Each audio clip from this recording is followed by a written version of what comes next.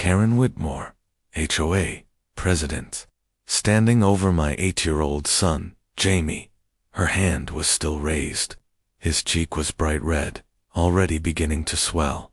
His basketball, the one with the worn grip that he practiced with every single day since his mother died, was rolling slowly away from him, coming to rest against the gleaming silver paint of her Mercedes-esque. Before watching the full video, comment below where you are watching. And I don't say to subscribe, because if my videos hook you, then you will think about subscribing. I heard my son scream. Not the yell you hear when kids are playing too rough. Not the dramatic wail of a scraped knee or a lost toy. This was different.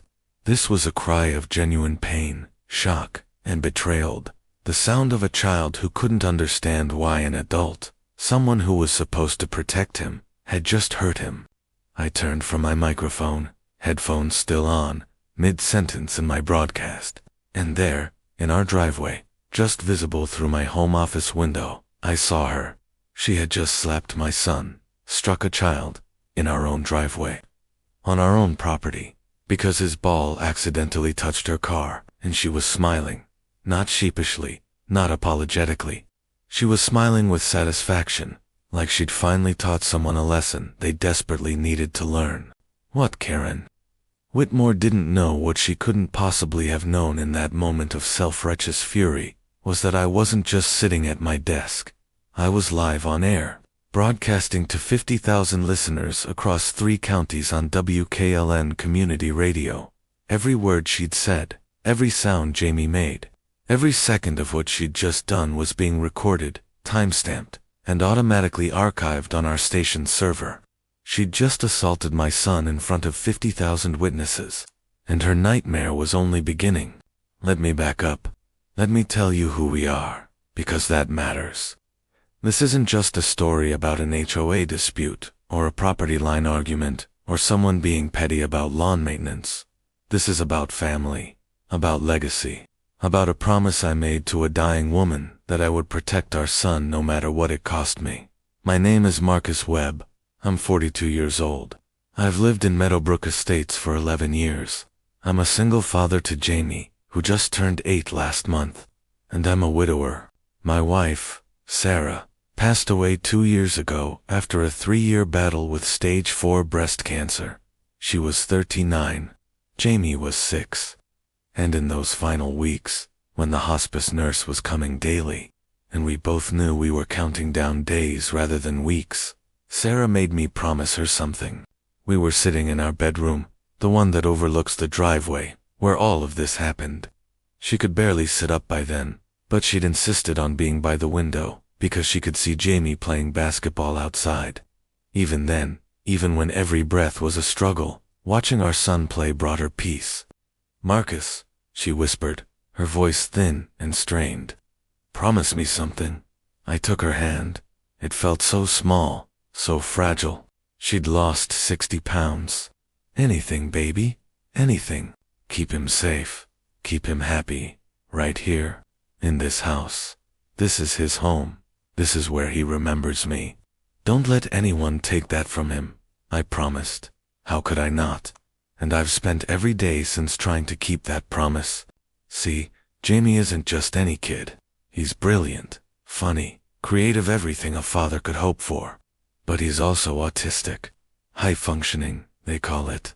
Though I hate that term, because it makes it sound like he's not struggling when he absolutely is. Loud noises terrify him. Unexpected changes in routine can trigger meltdowns that last for hours. Crowded places, bright lights, new environments there, all potential nightmares for him. Sarah spent years creating a safe space for him. Our house, our yard, our driveway. She'd worked with therapists, created visual schedules, and established routines. By the time she died, Jamie felt safe here, not just comfortable safe. This was his sanctuary in a world that was often too loud, too bright, too overwhelming. That basketball hoop. Sarah installed it. She'd researched for weeks to find one that made just the right sound when the ball went through, satisfying enough to be rewarding, but not so loud it would startle him. She'd marked out a shooting spot on the driveway with special paint that wouldn't fade, so he'd always know exactly where to stand. She'd taught him, step by step, how to dribble, how to shoot, how to celebrate his small victories. After she died, that hoop became sacred. Jamie would spend hours out there, shooting free throws, pretending his mom was watching from the window like she used to.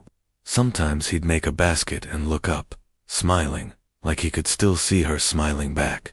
That driveway wasn't just concrete. It was a memory. It was therapy. It was a connection to his mother. And Karen Whitmore wanted to take it away from him. I work from home as a radio host for WKLN Community Radio. It's a small station local news. Community events, school board meetings, that kind of thing. Nothing fancy. We're not breaking national stories or interviewing celebrities. But it's good work, honest work. And most importantly, it lets me be here for Jamie. I can walk him to the bus stop. I can be here when he gets home. I can maintain his routines. That day, the day everything changed, I was doing a live afternoon broadcast. It was a Tuesday. I remember because Tuesdays are trash day, and that's relevant to this story. Believe me, my show was covering a segment on neighborhood safety initiatives. We'd been talking about community watch programs, better street lighting, and crosswalk safety near schools.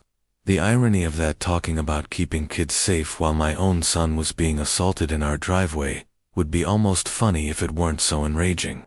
Now let me tell you about Karen Whitmore. She moved into Meadowbrook Estates 3 years ago with her husband, Richard, a soft-spoken accountant who seems to spend most of his time apologizing for his wife's behavior.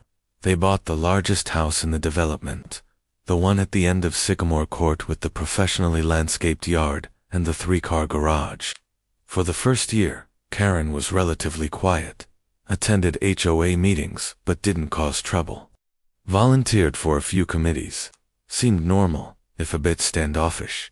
But then the previous HOA president, a retired teacher named Mr. Morrison, who actually cared about community buildings, stepped down due to health issues, and Karen saw her opportunity. She ran unopposed. Nobody else wanted the job. Being HOA president is usually a thankless task, mediating neighbor disputes, managing a tiny budget, organizing the annual 4th of July barbecue. Most people avoid it. Karen wanted it, and 6 months ago, she got it. The change was immediate. Within 2 weeks, she'd sent out a 5-page memo detailing updated community standards. Grass couldn't exceed 2.5 inches. Trash cans had to be brought in within 4 hours of pickup. No vehicles over 6,000 pounds could be parked on the street overnight, targeting the Hendersons' pickup truck. Garden decorations required prior written approval from the architectural committee, which consisted of Karen and 2 of her friends. She measured lawns with a ruler. I'm not exaggerating. Mrs. Patterson, who's 74 and has lived here for 20 years, got a citation because her grass was 2.8 inches in one corner of her yard. The fine, $250. She went after the Johnsons for having a garden gnome. A garden gnome, said it violated the aesthetic standards of the community. When they refused to remove it, she threatened to sue. They eventually caved and removed it, but their grandkids cried about it. That gnome had been a fixture in their yard for 8 years. The Patels were reported to the county for suspicious activity because their teenage son, Arjun, would stand at the corner waiting for the school bus at 6:45 a.m. Karen called it loitering. Never mind that the bus stop had been there for 15 years. Never mind that Arjun was a strata student who'd never caused an ounce of trouble. Karen decided a brown kid standing on a corner made the neighborhood look unsafe. Elderly Mr. Chen, whose daughter was going through chemotherapy and would park in front of his house during her treatments. Karen had her car towed 3 times, said the guest parking was limited to 48 hours, and she was violating the rules. Never mind that his daughter was literally getting cancer treatment and could barely walk. Rules were rules, Karen said, but she saved her special hatred for us, for Jamie. It started 4 months ago. Jamie was outside, playing basketball like he does every day after school, It's part of his routine 3:30 to 4:30, Monday through Friday. Sarah established it. Therapists approved it. It helps him decompress from the sensory overload of school. Karen came storming over. This noise is unacceptable. I can hear that ball bouncing all the way from my house. I'd come outside when I heard her raised voice. Ma'am, he's just playing basketball. It's not even 4 o'clock. There's no noise ordinance until 9 p.m. That's not the point. This is a quiet community. That constant thump is disturbing my peace. Jamie had already gone inside, overwhelmed by her tone. He didn't come out for the rest of the day. I tried to be reasonable. I explained about his autism, about his routine, about his mother. I even offered to put down a rubber mat to muffle the sound, though the sound of the ball bouncing was barely audible from her house for lots away. I don't care about his conditions or his dead mother, she said. Rules apply to everyone equally. That's when I knew. This wasn't about noise. This was about power. This was about someone who'd spent her whole life feeling powerless, finding one small domain where she could be a tyrant. Over the next 4 months, she filed 17 noise complaints. 17. About a child playing basketball in his own driveway during reasonable afternoon hours. She called the police 4 times. Each time, the officers would show up, see an 8-year-old kid shooting hoops, apologize for wasting my time, and leave. The 4th time, Officer Rodriguez actually told me, Mr. Webb, I'm sorry. We keep telling her this isn't a police matter, but she insists. You're not doing anything wrong.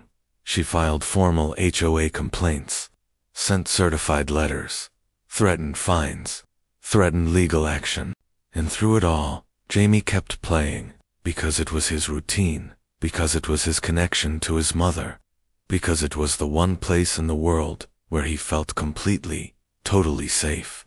Until that Tuesday afternoon, when Karen Whitmore decided that teaching my son a lesson was more important than basic human decency. I was 43 minutes into my broadcast. We'd just finished interviewing the school superintendent about new crosswalk installations near Riverside Elementary. I was transitioning to a segment about upcoming city council meetings, and will have full coverage of next week's council session, including the proposed changes to the residential zoning ordinances, I was saying into the microphone. If you've been following the debate about short-term rental properties in residential neighborhoods, this is a meeting you won't want to miss. We'll have that's when I heard it. Jamie's scream. My blood went cold. Every parent knows their child's different cries. This wasn't frustration or minor pain. This was shock and fear. I yanked off my headphones, already moving toward the window. My producer, Dana, was watching from the control room. I could see her face through the glass, confused, asking if everything was okay. I looked outside. Karen's Mercedes was parked across our driveway entrance, not in front of her own house, but blocking ours. She'd been doing that lately, I'd noticed. Just another petty power play, parking in front of our house instead of her own, like she was marking territory. Jamie's basketball had apparently gotten away from him. It had rolled down the slight incline of our driveway and barely touched the side of her car. I could see from the window that there wasn't even a mark. The ball had just been tapped. But Karen had been walking past at that exact moment, and she'd seen it happen. She'd grabbed Jamie by his shoulders. He hates being touched unexpectedly. It triggers him, and he'd tried to pull away. That's when she'd slapped him, open-handed, across his left cheek, hard enough that the crack of it reached me through the closed window. I watched my son stumble backward, his hand going to his face, his eyes wide with confusion and pain. He started to cry, not the loud, wailing cry of a typical 8-year-old, but the quiet, overwhelmed cry of a child whose entire safe world had just shattered. I was out the door in seconds. Jamie, come here, buddy. It's okay. Dad's here. I scooped him up, checking his face. There was already a red handprint forming, the outline of her fingers visible on his pale skin. Karen was standing there, arms crossed, looking satisfied. Actually satisfied. Your son needs to learn to control his belongings, she said coldly. That's a $90,000 car. If there's even a scratch, you'll be paying for it. I was shaking, literally trembling with rage. You hit my child, I corrected him. Someone needs to teach that boy some respect and discipline. Clearly you're not doing it. You assaulted an 8-year-old, oh please. I barely tapped him. He's being dramatic, just like he always is. That's what happens when you coddle children with conditions. She made air quotes around the word conditions, her voice dripping with contempt. Jamie was sobbing into my shoulder now, his whole body shaking. I could feel him starting to spiral. This was going to be a bad meltdown, I could tell. Hours of trying to calm him down, help him feel safe again. You need to leave, now, and stay away from my son. This is a public street. I'll stand wherever I want. And if your child can't learn to respect other people's property, then maybe he shouldn't be allowed outside unsupervised. Maybe Child Protective Services should know that you're letting a disabled child play unsupervised near a street. She didn't get to finish that sentence because that's when I remembered. The broadcast, I was still alive. My microphone was still hot. The studio door was open. Everything she'd just said, everything she'd just done, it had all been captured. I looked up at my office window. I could see Dana in the control room, her face pale, her phone already in her hand. She was recording. She'd seen everything through the window and heard everything through my still active mic. I carried Jamie inside, locked the door, and went straight to my studio. Dana was waiting. Marcus, I got it all. Audio and video. I was recording the window on my phone as backup when I heard him scream. Every word. Everything. I looked at the recording software on my screen. The waveforms showed it clearly: Jamie's scream, Karen's voice, the sound of the slap, all time-stamped, all saved to our automated backup system. I sat down, still holding Jamie. He was starting to calm down slightly, but I could tell we were in for a rough night. I spoke into the mic, my voice barely controlled. Ladies and gentlemen, I apologize for the interruption. We're going to take an early break. We'll return tomorrow with our scheduled programming. Thank you for your patience. Dana, cut to our backup music. The broadcast was over, but the recording, that was forever. I spent that evening taking care of Jamie. That comes first. Always. He couldn't sleep. Every time he started to drift off, he'd jolt awake, his hand going to his cheek. I stayed with him, reading his favorite books, playing his comfort videos, and maintaining his routine as much as possible. By 9 p.m., he was finally asleep, curled up in his bed with the weighted blanket Sarah had bought him, his nightlight casting familiar shadows on the walls. That's when I allowed myself to think about what had happened, to really process it. Someone had struck my son, had put their hands on him in anger, had physically hurt him, and she'd enjoyed it. I'd seen her face. She'd felt powerful, righteous. I went to my office and pulled up the audio file. Dana had already sent me the phone video as well, grainy through the window, but clear enough. Clear enough to see Karen grab his shoulders. Clear enough to see the slap. Clear enough to see her satisfied smile afterwards. I listened to the audio again, made sure I had it backed up in 3 different locations: cloud storage, external drive, email to myself. Then I started researching. First, the legal aspect.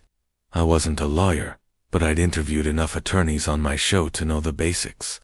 What Karen had done striking a child was battery. A simple battery in our state. It didn't matter that she was a neighbor, or that she claimed to be correcting him. She'd struck a minor without parental permission. That was a crime. I pulled up the state penal code. Section 242. A battery is any willful and unlawful use of force or violence upon the person of another, misdemeanor, punishable by up to 6 months in county jail, and/or a fine of up to $2,000. But there was more. Because Jamie was a minor and because Karen knew about his autism, I'd told her months ago there were aggravating factors. Targeting a vulnerable person. I made notes. This wasn't just a slap. This was targeting a disabled child. Next, the HOA bylaws. I'd never bothered to read them thoroughly before. Who does? But tonight, I read all 47 pages, cover to cover, and I found it. Section 4.2. Conduct unbecoming of a board member. Any member of the board of directors who engages in harassment, intimidation, threats, or physical violence against any resident, their family members, or guests shall be subject to immediate removal upon a majority vote of the general membership at any duly called meeting. Physical violence against a resident's family member.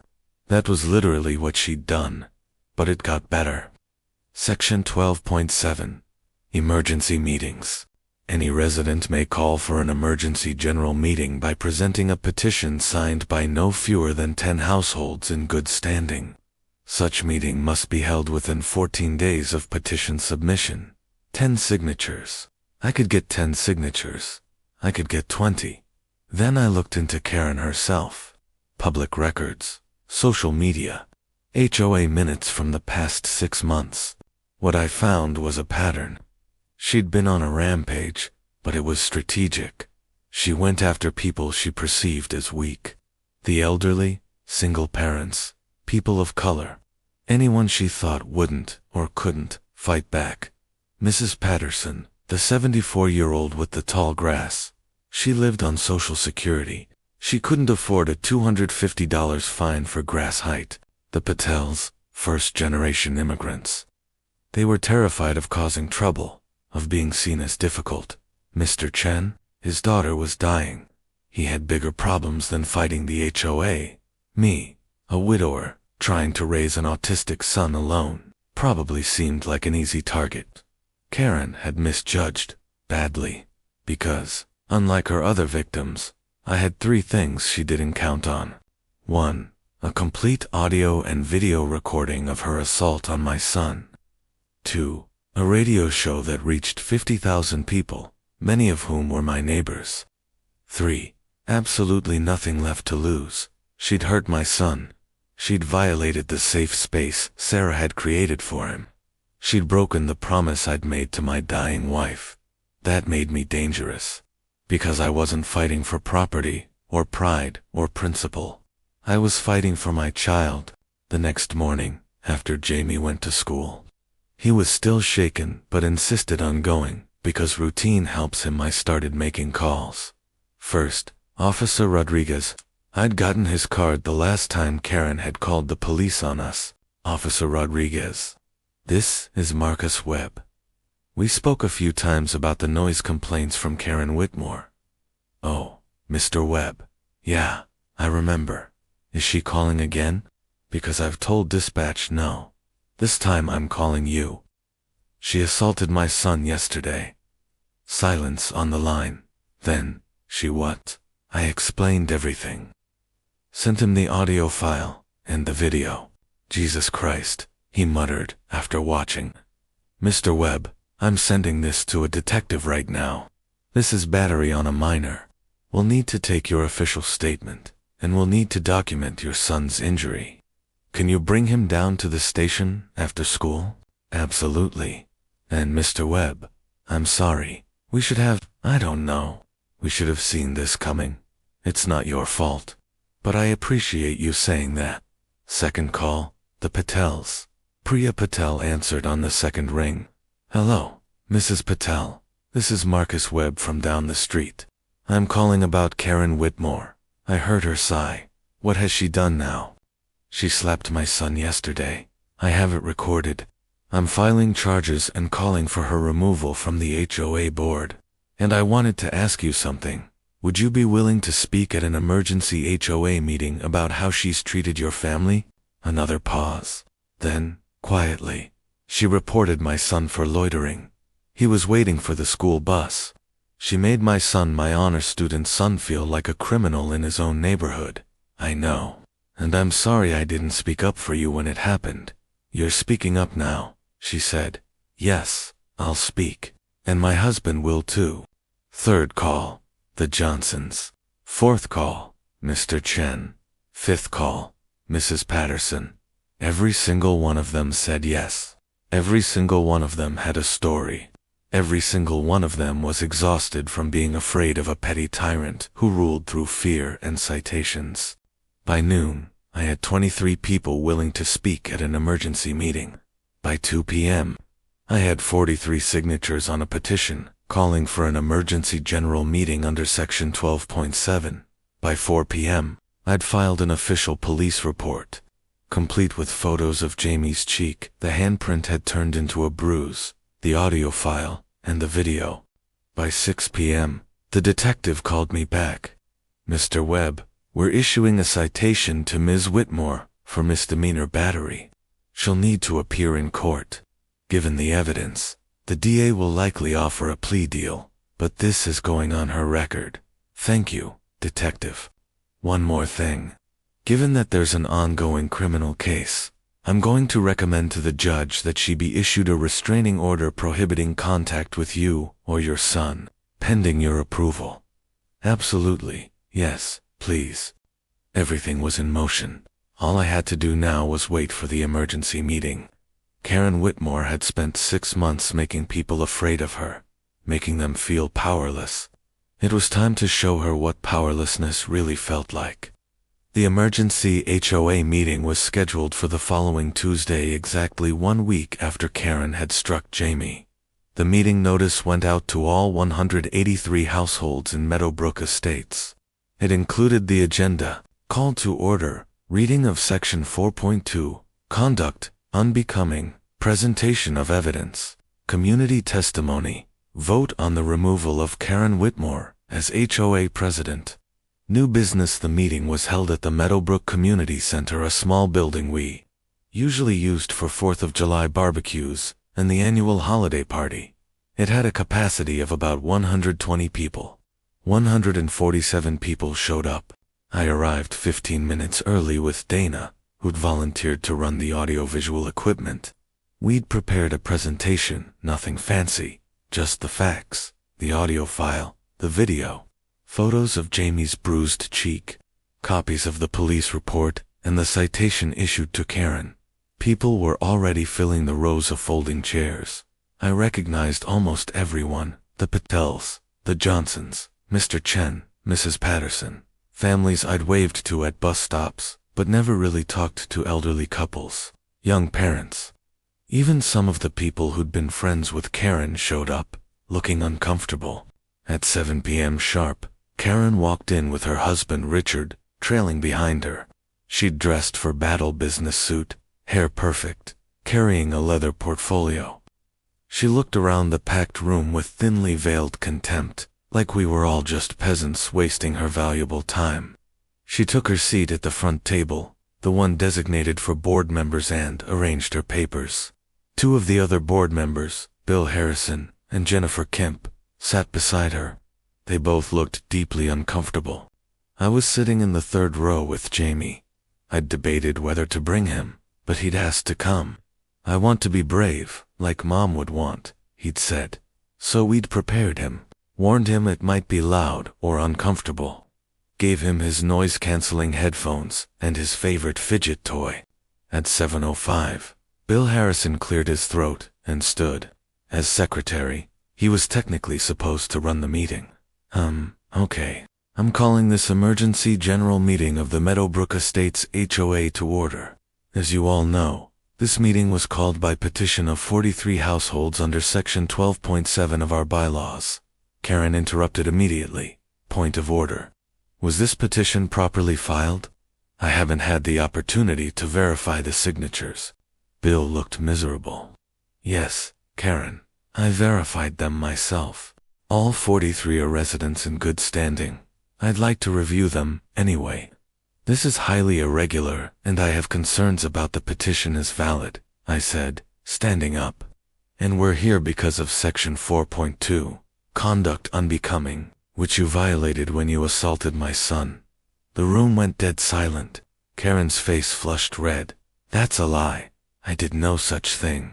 Your son was damaging my property and I simply struck an 8-year-old child, I said calmly. And I have proof. This is absurd. I'm the victim here. Your son's basketball hit my Mercedes. Would you like to hear what you said when you hit him? I turned to Dana, who had the laptop ready, because 50,000 people heard it live, and everyone here is about to hear it now.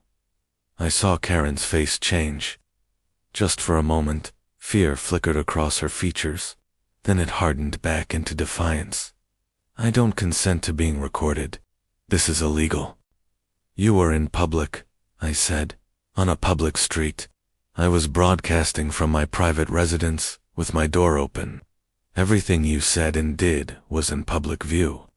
Officer Rodriguez from the police department confirmed the recording is admissible as evidence, which is why you were cited for misdemeanor battery.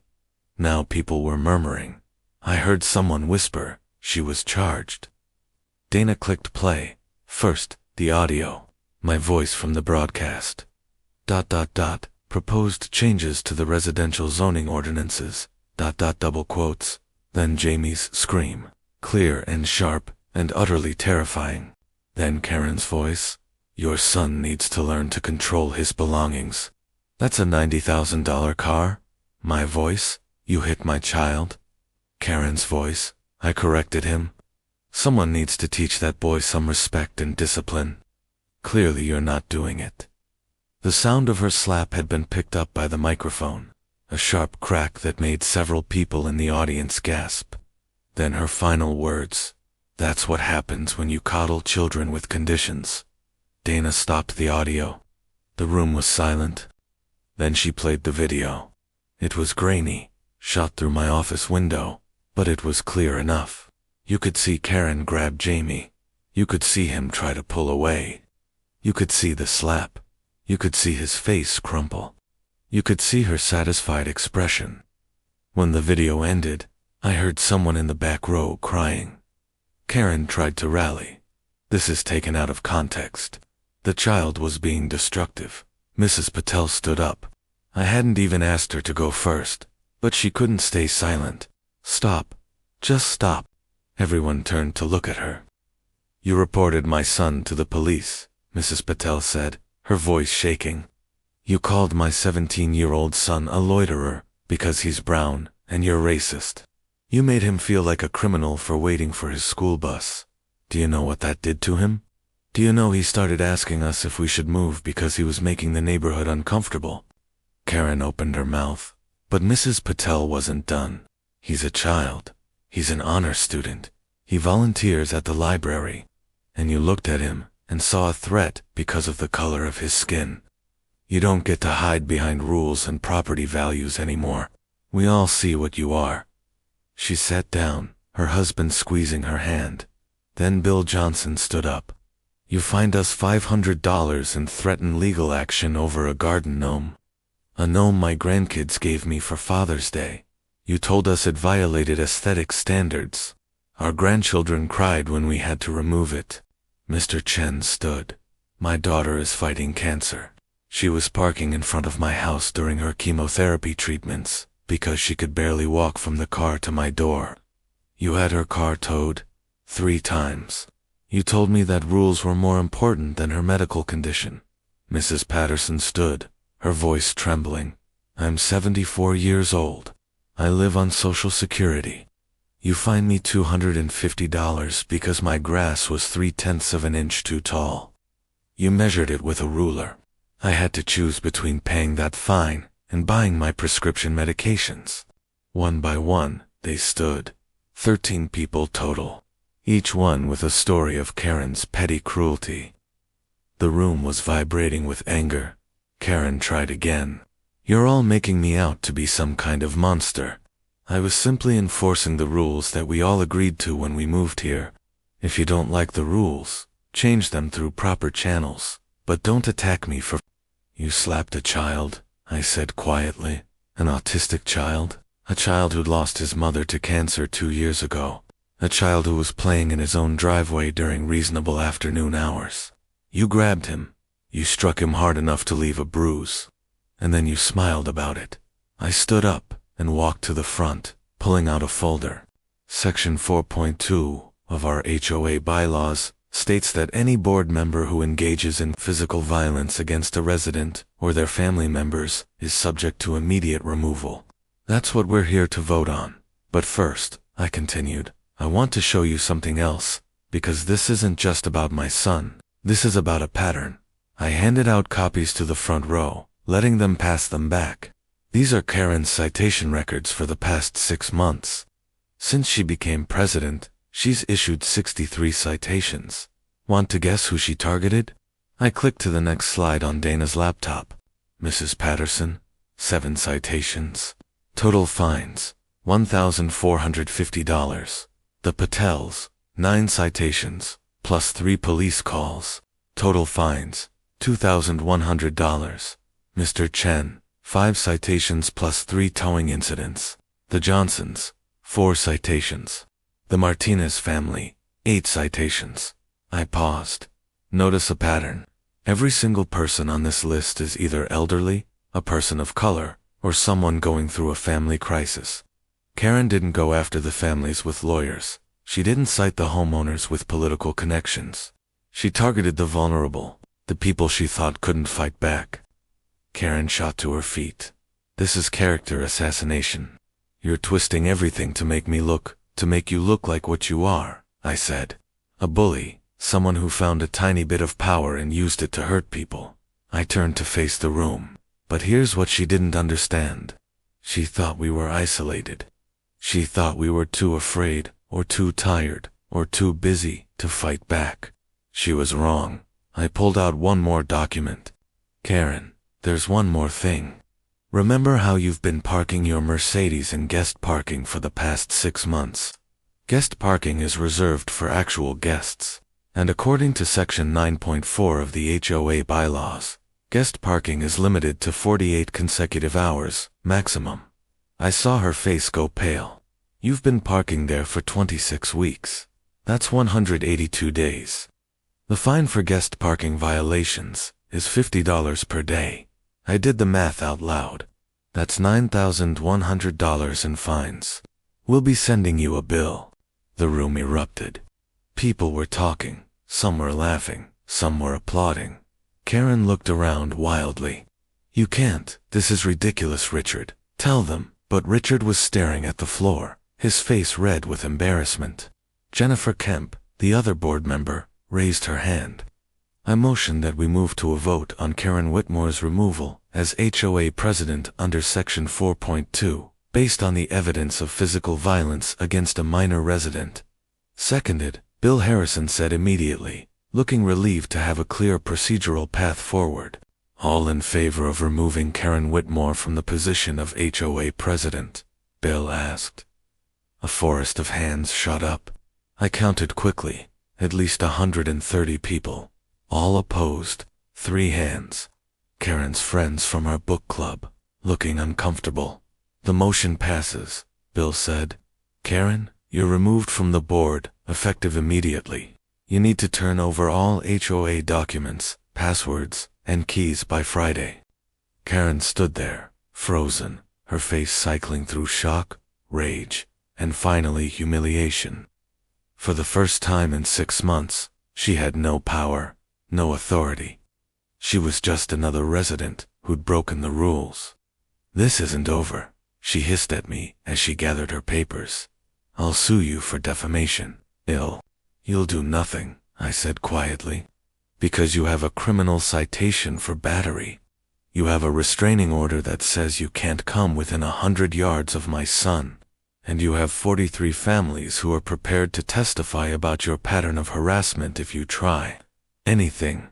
She grabbed Richard's arm and stormed out, her heels clicking angrily on the linoleum floor. After she left, the room seemed to exhale collectively. Bill cleared his throat. Okay, we need to elect a new president. Any nominations? I nominate Priya Patel. Someone called from the back. Seconded. Mrs. Patel looked shocked. Oh, I don't know if I'm qualified. You have a law degree, someone pointed out. And you actually care about people. All in favor. Another unanimous vote. Just like that, everything had changed. After the meeting, something remarkable happened. People didn't just go home. They stayed. They talked. They introduced themselves to neighbors they'd been living next to for years, but had never really met because they'd been too afraid of breaking one of Karen's rules to socialize. Mr. Chen shook my hand, tears in his eyes. Thank you, my daughter. She passed away last week.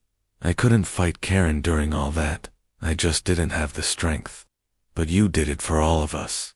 I'm so sorry about your daughter, I said. She would have liked knowing that people stood up to a bully, he said. That matters. Mrs. Patterson hugged Jamie, who tolerated it remarkably well. You're a brave boy, she told him.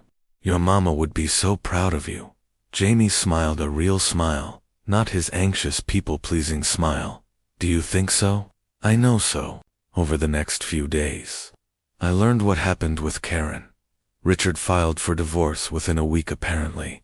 This was the final straw in a long pattern of behavior. They put their house on the market. She tried to fight the fines, but our HOA bylaws were clear, and she'd been the one insisting that rules apply to everyone equally. The criminal case was resolved through a plea deal. Misdemeanor battery, suspended sentence, 100 hours of community service, mandatory anger management classes, and a permanent restraining order requiring her to stay away from Jamie. The conviction would stay on her record. The Mercedes, the car she'd been so protective of, got repossessed 2 months later when she couldn't make the payments after the divorce and the HOA fines. But the most important changes happened in our neighborhood. Under Mrs. Patel's leadership, the new HOA board immediately got to work undoing Karen's damage. First order of business, repealing every petty rule she'd implemented. The grass height limit went from 2.5 inches to a reasonable 4 inches. The rule about garden decorations was abolished entirely. Mrs. Johnson's grandkids helped her reinstall that garden gnome, and half the neighborhood showed up for the ceremony. The guest parking rule was clarified. Visitors could park for up to 2 weeks if needed, especially for family members dealing with medical issues. Mr. Chen wouldn't have to worry about his family getting towed. The noise complaint policy was rewritten. Children playing during reasonable hours was not only allowed but encouraged. The HOA officially recognized that kids should be able to be kids. Every single one of Karen's citations was reviewed. The ones deemed unreasonable or discriminatory were dismissed. Mrs. Patterson got her $1,450 refunded. The Patels got their money back.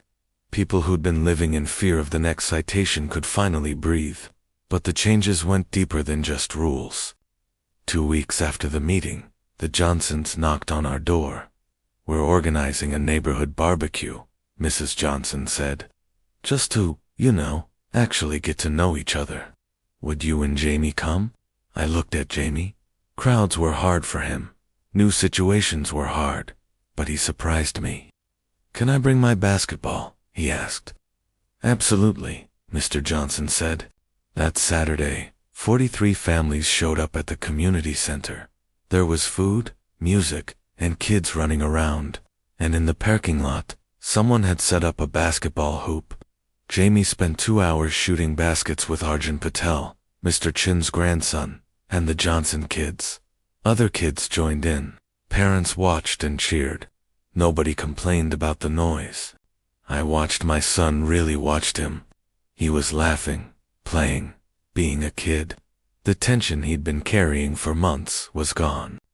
Mrs. Martinez came up to me. My daughter has ADHD, she said quietly. Karen filed 8 noise complaints about her too. Said she was too loud playing in our yard. My daughter started thinking there was something wrong with her, that she needed to be quiet, to be less. I've been trying to tell her for months that she's perfect, exactly as she is. Is she here today? I asked. Mrs. Martinez pointed to a girl spinning in circles on the grass, singing at the top of her lungs. That's her. First time she's played outside in months without me hovering, terrified of complaints. She's beautiful, I said, and I meant it. The neighborhood barbecue became a monthly thing, every 3rd Saturday. Always at the community center. Always with that basketball hoop set up. But the real healing happened in smaller moments. Mr. Chen started a neighborhood meal train. When someone was sick or going through something hard, meals appeared on their doorstep. No questions asked. Just neighbors taking care of neighbors.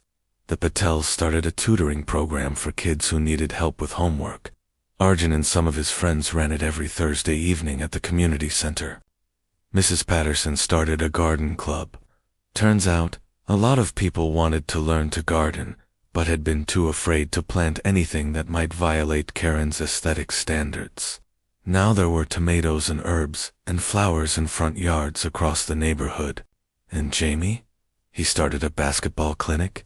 Every Saturday morning, he'd teach younger kids basic skills: dribbling, passing, shooting. He was patient with them in a way that amazed me. He'd learned patience from his mother, I realized. He was passing it on. One evening, about 3 months after the HOA meeting, Jamie and I were sitting in the driveway. He was shooting free throws, and I was keeping score like Sarah used to. "Dad," he said, pausing mid-shot. "Yeah, buddy. I think Mom would like our neighborhood now." My throat tightened. Yeah, because people are nice again. Like they talk to each other and help each other. That's what Mom always said neighborhoods should be like. She did say that. And Dad, yeah, I know she's not in the window watching anymore. But sometimes I pretend she is. Is that okay? I pulled him into a hug. That's more than okay. I do that too. He hugged me back, then pulled away and shot his free throw. It went in, nothing but net. He looked up at the window and smiled.